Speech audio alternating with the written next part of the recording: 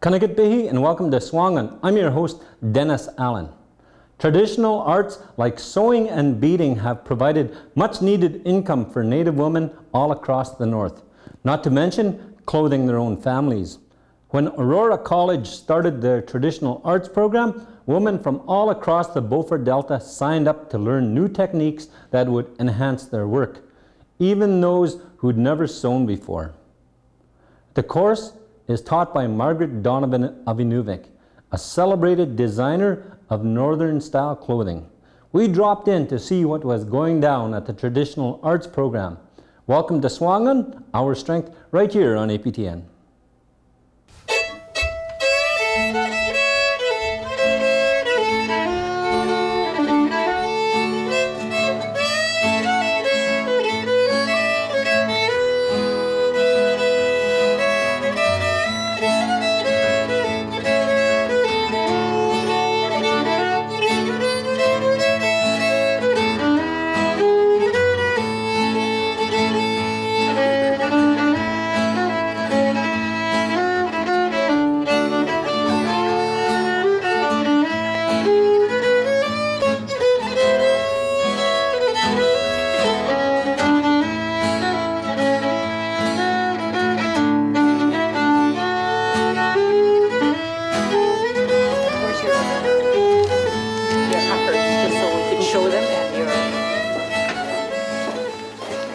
So we have two different types of moose hide here.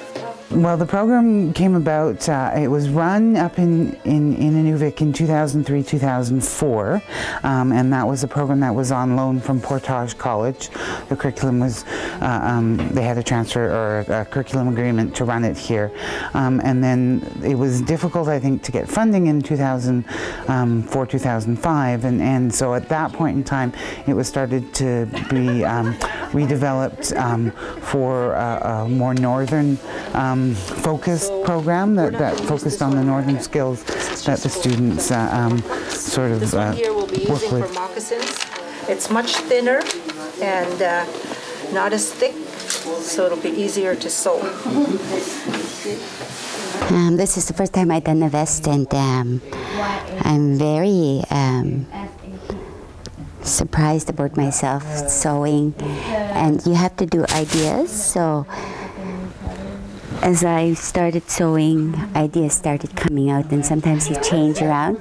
Before you start doing your vest, you have to do a muslin. A muslin is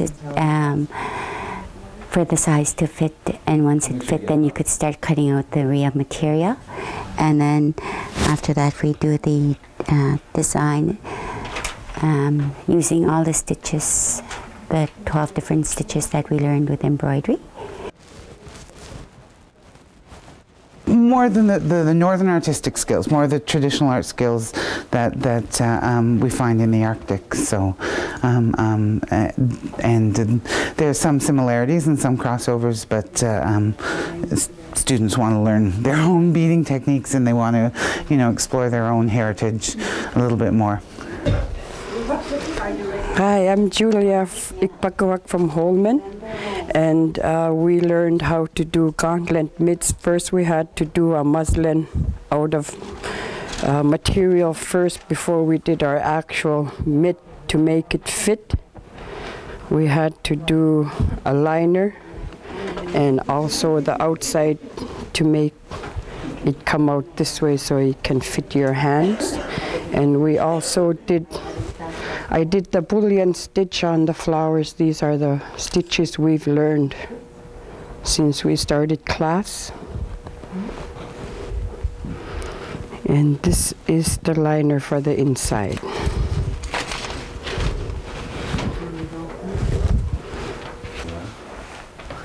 Hi, my name is Mary O'Connor, and When we started making our parkas, we cut out a muslin, sewed a muslin together to see if the muslin fit, and if the muslin fit, then we start cutting out our parkas. Like we cut out the melton first, and we make our own designs. I chose the delta braid, and I made the delta braid on my parkas on the bottom and on the sleeve. You want to just lift it up for me, Mary? I want to get a good look at it. Yeah. And just, who taught you to do delta braid?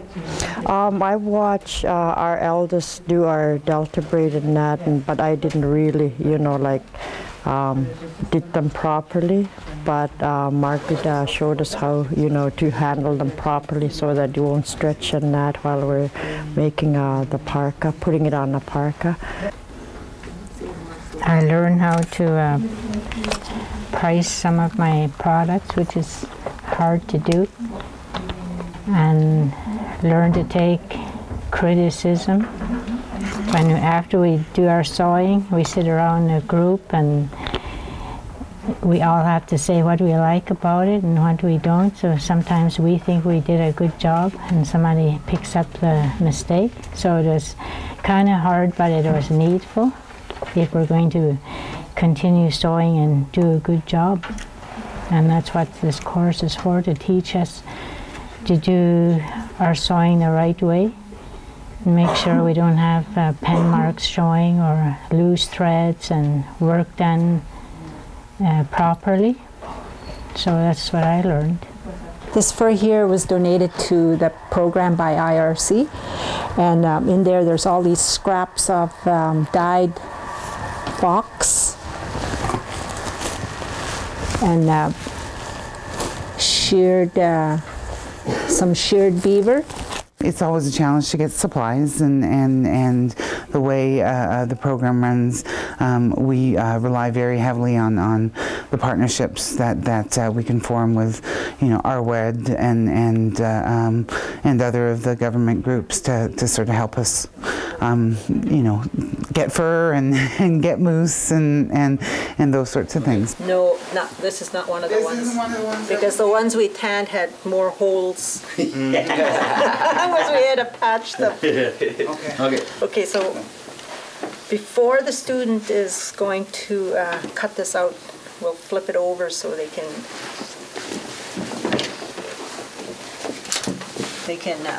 trace their pattern. So this here is their pattern that they're going to be using, and this here is their vamps, and that goes here, and then you just put the leather like that, and then you'll have a nice pair of moccasins. SUAANGAN, Our Strength, will be right back with more from the Traditional Arts program right here on APTN. Don't touch that thimble.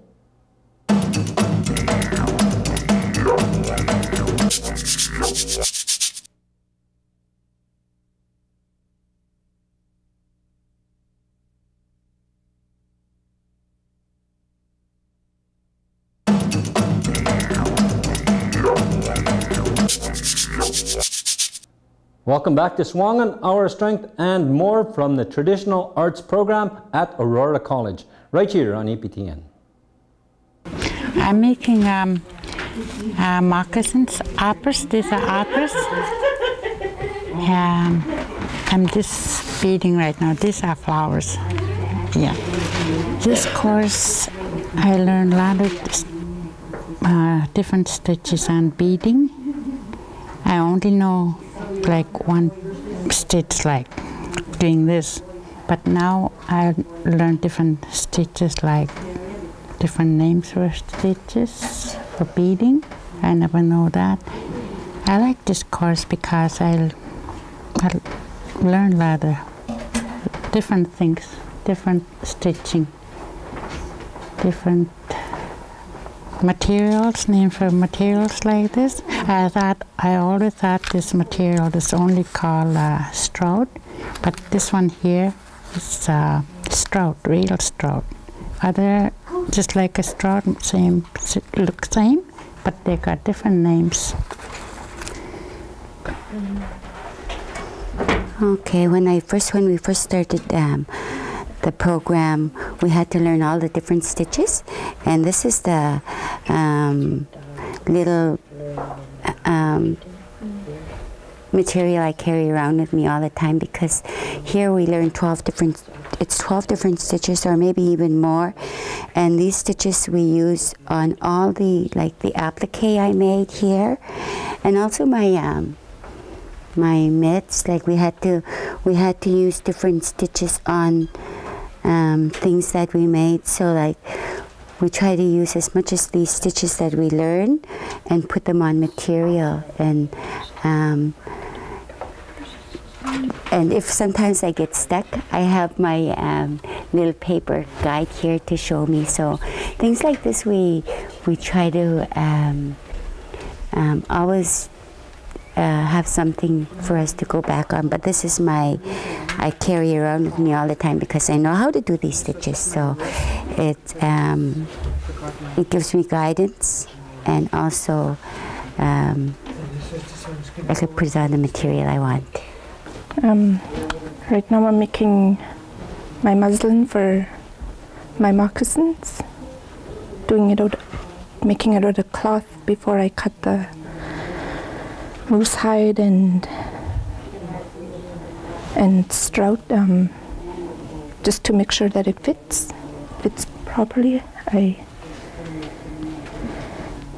Yeah. Did you do lots of sewing before? Not a lot, just just taking old sewing apart and just trying to figure out things on my own. So Julia here is ready to trace her pattern. So you don't want to go at the very edge, because look how wrinkled it looks. So we're going to go over here. And this edge is usually used for shoelaces or things to tie big bundles up with, thongs. Okay, where's your pencil or your pen? It's been a program that the community has really come together to help deliver, and I think that's important because it allows the students to explore their traditional creativity. It allows them to explore traditional skills, do a little bit of cultural preservation work as well. So we've been lucky. And a lot of people in person have the same kind, and I'd like to see it brought back. And that's only kind of hood I have seen when I was growing up, so that's why I liked it. What kind of fur do you use for the hood? This is dyed fox fur, and on my parka I did the embroidery with embroidery thread, and I like this design. I didn't want to use flowers because flowers are so common. I wanted to be different. I just enjoy the wide variety of creativity that the women bring to the program, and they're very dedicated to their skills, and I probably learned more from the students but yeah, that's what I enjoy. I enjoy every aspect of the program. Escaped having to do the zippers. Make sure you finish what you start, because it's so easy to start something and you don't like it, you put it aside and start another project. So in this course we're given deadlines, and we have to make sure everything is done and packaged properly. We don't put it in plastic bags like from northern bags and put it on a desk. It has to be in a clean, clear plastic bags, neat, looking neat, no messy work, otherwise they take marks off. But before she got to this stage, she had to make a mock-up. We call it a muslin. So Julia, you want to show us your muslin? Sure. This way they figure out if their pattern is just right, or is it too tight or too small, too big. And it also prevents them from wasting hide. Sometimes when you're making moccasins, you cut the pattern too big and then you waste your... So there's her muslin, using this there and this part down here. So you want to put it on and show us?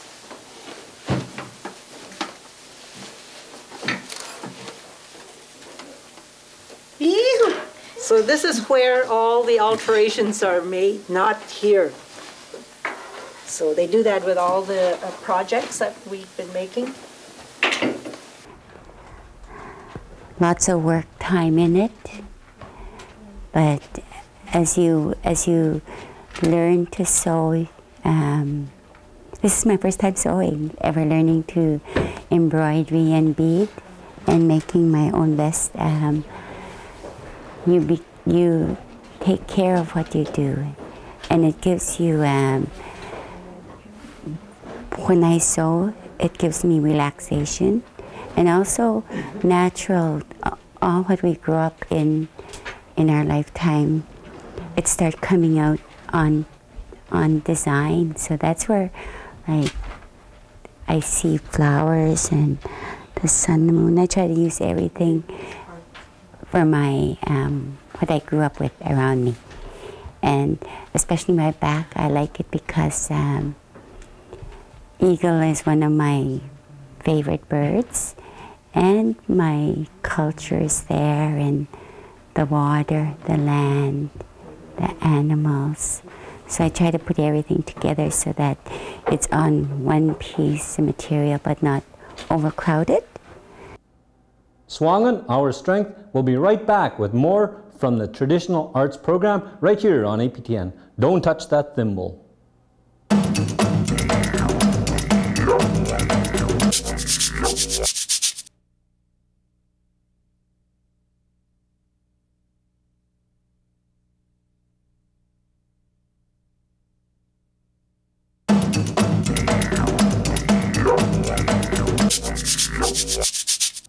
Welcome back to SUAANGAN, Our Strength, and more from the Traditional Arts program at Aroura College, right here on APTN.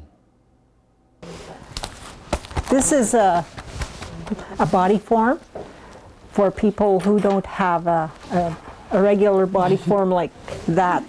You can make one. And we used duct tape.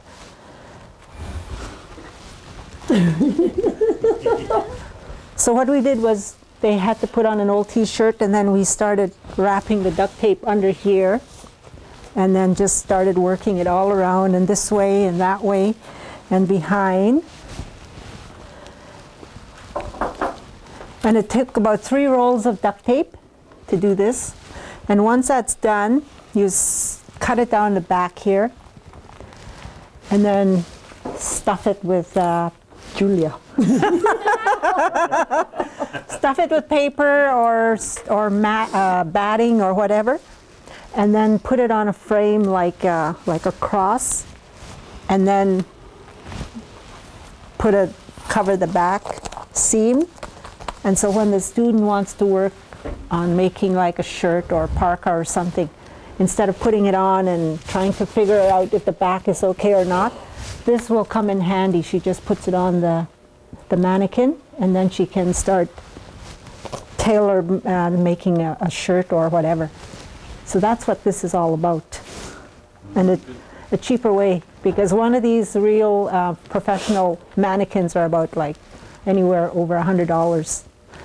This one is one whole t-shirt and 3 rolls of duct tape, and then some batting, and then the frame. Yeah.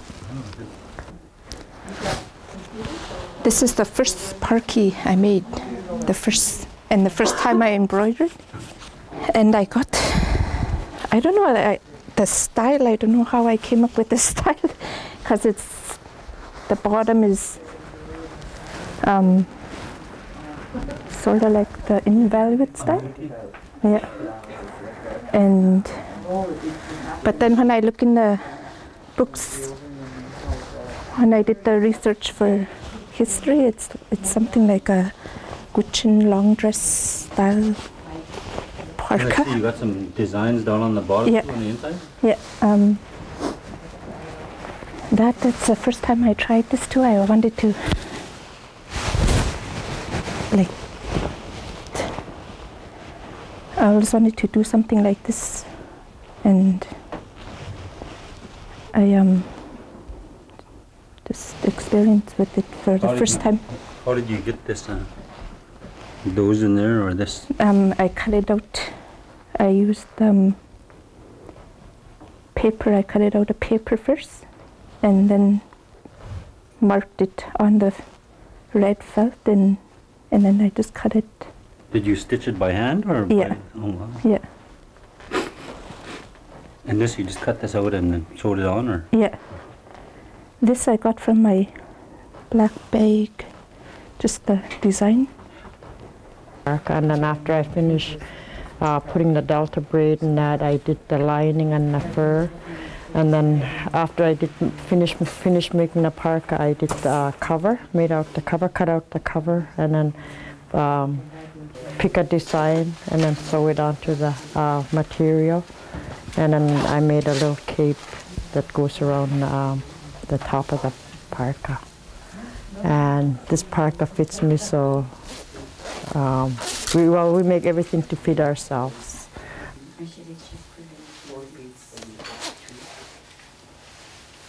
I never checked the sizes. The reason why I'm taking this course is to like build up my self in sewing, and